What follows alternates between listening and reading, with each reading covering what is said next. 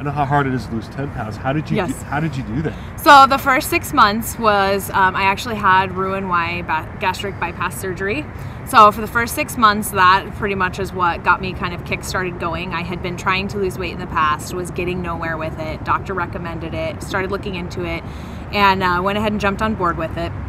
After that 6 months though, I had lost about 50 pounds kind of really quickly, and then it kind of stalled out. And when I went back to go see the surgeon, he said, well, this is at the point where, you know, this is kind of a kickstart, but really from here it's up to you. You have to diet, exercise, everything you were doing before. That really was just a kickstart. And so that's kind of what I started doing. I started walking, walking as much as I could, and then built up to starting kind of a jog.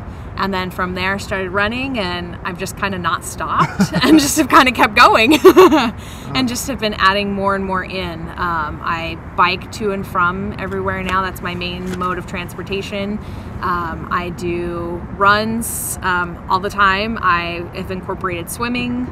I run actually a walking group down here actually at the lake on Tuesdays and Thursday nights for people just starting out exercising that are in the same bariatric program that I was in, to try to help give back and get them going too, because I know it was hard for me to start by myself, and I had friends and family that were cheering me on, and some people don't always have that, and so I felt like it was something that I needed to do. I guess just the whole transformation, I mean, now you're like a fitness freak. Yeah, that's pretty accurate. How do you, I mean, so what were you before May 2014? Were you active? I was active, but so I had done the capital city, the 5 mile, and I actually at mile 4, I felt kind of tweaking in my foot, and that last mile was pretty brutal. And I went to the doctor, and he, no joke, said, your weight gave you a stress fracture. He was like, I love that you were out there trying to run and walk, but your weight did this to you. And that was like, I started crying and just was so upset. I was like, I did it to myself. And that was the point where I was just like, I can't keep doing this to myself. So, and then health-wise too, I just wasn't doing good either. So yeah, I think I've seen my primary care physician 3 times this whole year. And I was in there probably 3 times a month before. Oh my gosh. So. So diet-wise, like, what's different?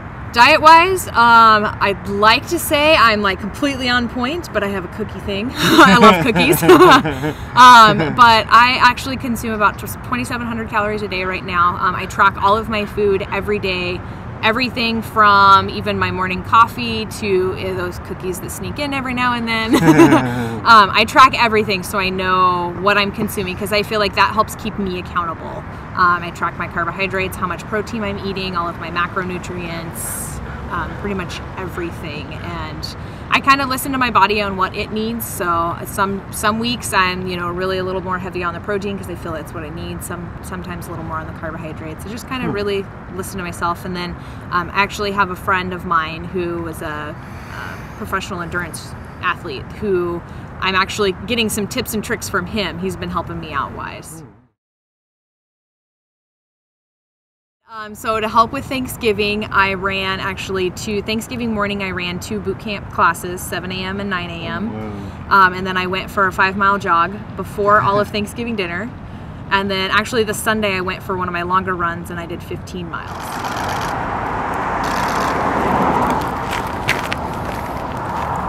Like 5 miles seemed huge to me, just to be able to do that. Now I'm like, oh, I'm just gonna go run and do 15, and now it seems like there is no limit really, and that's what I kind of like about this whole thing is I want to see just how far I can go. I've always felt like I had this limitation of like I could only do so much. Well, I can only go 5 miles. I can only do this amount. And now I feel like I've kind of blown that, and I'm like, I wonder how far I can go. Wow.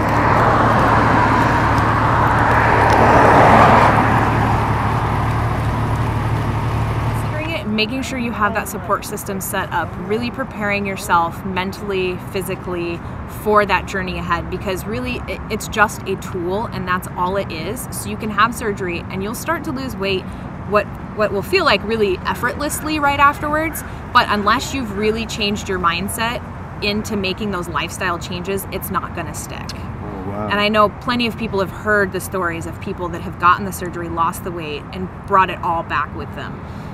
And more sometimes even. Are you scared you're going to get it back? Actually, no. I feel like I've really set like a lot of really good building blocks and kind of that support network that won't happen. And that's I think part of the reason what fuels me for doing the walk groups too.